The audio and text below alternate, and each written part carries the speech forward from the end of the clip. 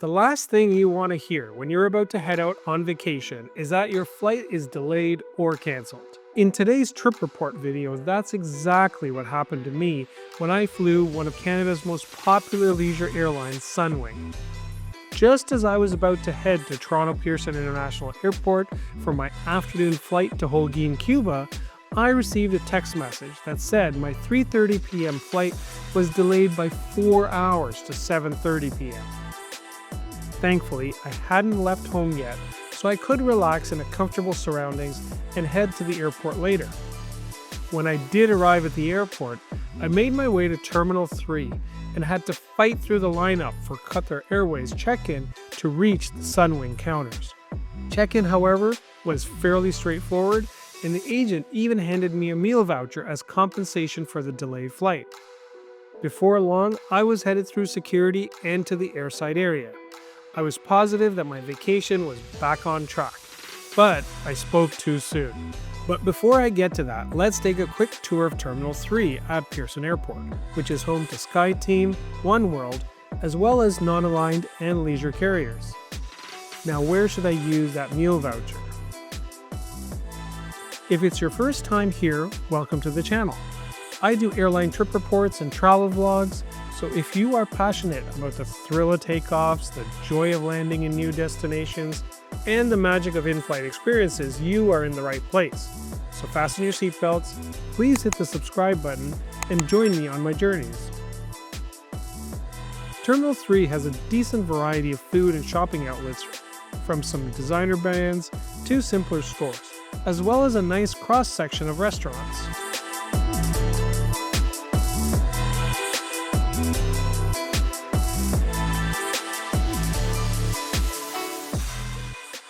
I couldn't resist the aroma of shawarma coming from Paramount's kitchen.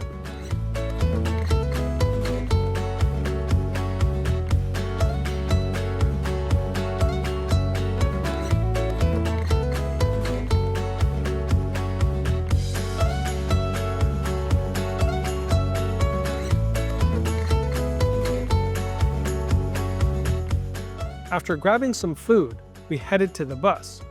Why, you might ask? Well, that's because Sunwing gates are located at the infield concourse, which is located between the two north-south runways and requires a bus ride. If my flight wasn't delayed, the daytime views from the airside of airport operations on the bus ride would have been amazing. The infield concourse was originally built to handle traffic displaced during the development and construction of the current Terminal 1 in the early 2000s. And in December 2019, Sunwing moved their operations to the infield concourse.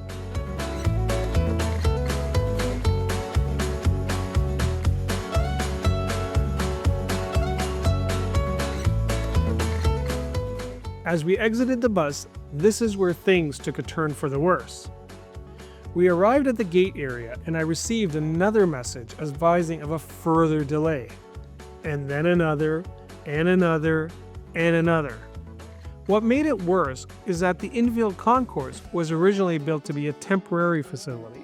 Therefore, it is very basic with just the bare minimum amenities. If I had received that text just a little bit earlier, I could have stayed at the main portion of Terminal 3 and enjoyed the amenities there before coming over when it was closer to boarding time. Finally, 6 hours after our original departure time, our aircraft was ready for boarding and we made our way on board. To add insult to injury, I unfortunately lost some of my footage from Terminal 3 and the boarding process. I will say, however, that the cabin crew were really apologetic about the delay that was outside of their control. I made my way to my window seat in row 5 and squeezed into the tight corners. This will be my space for the next 4 hours. Sunwing is a leisure airline, so the interior is very basic with a tight seat pitch.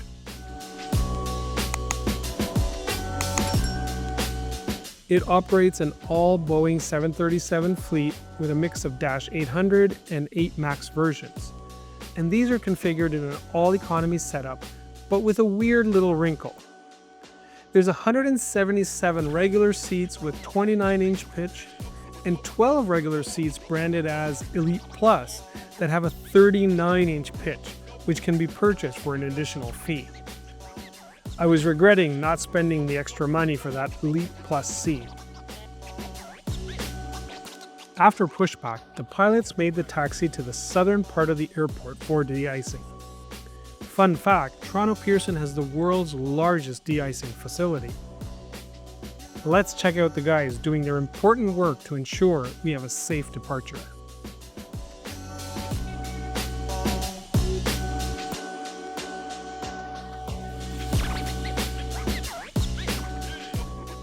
Once de-icing was done, we taxied all the way back to the north side for a runway 23 departure. Enjoy the takeoff, guys.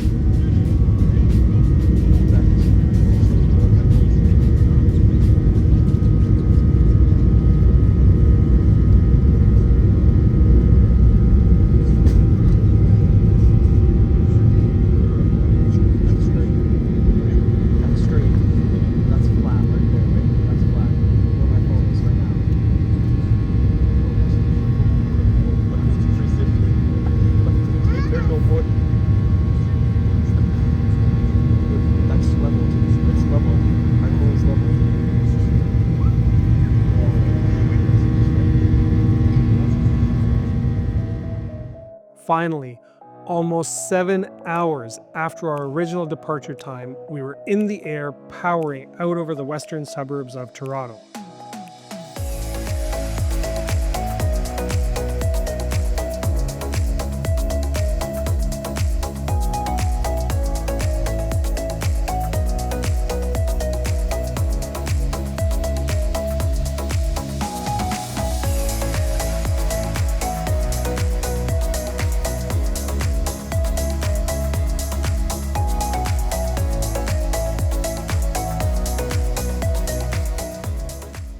Despite the lack of legroom, the seats were passable for a few hours, and with that, I dozed off somewhere over Pennsylvania. When I woke up, we were over the Atlantic, and I could see thunderstorms in the distance as we began our descent into Holguin's Frank Pies International Airport. Unfortunately, the windows became extremely foggy as we lined up for a runway 5 arrival. Enjoy the landing.